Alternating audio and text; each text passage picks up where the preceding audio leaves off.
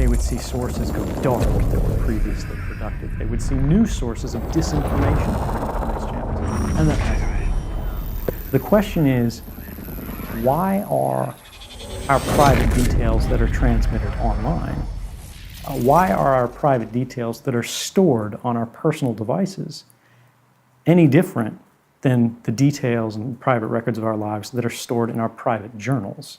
There shouldn't be this distinction between digital information and printed information. People use the analogy of the haystack and the needle, that you need to collect all this information in order to look for the needle of specific intelligence that you're looking for.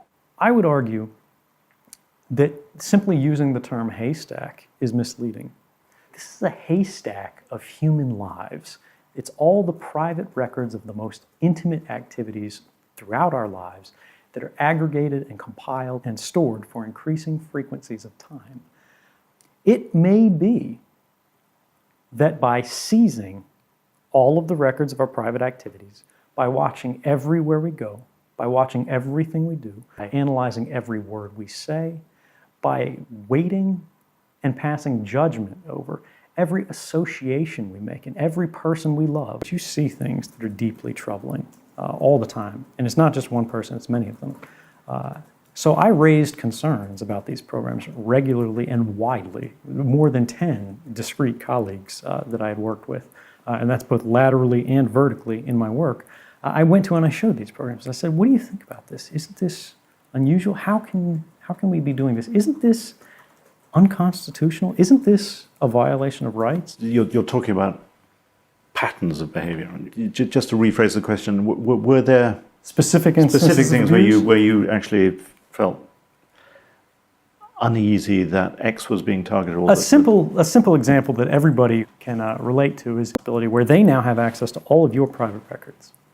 Now, in the course of their daily work, they stumble across something that is completely unrelated to their work in any sort of necessary sense.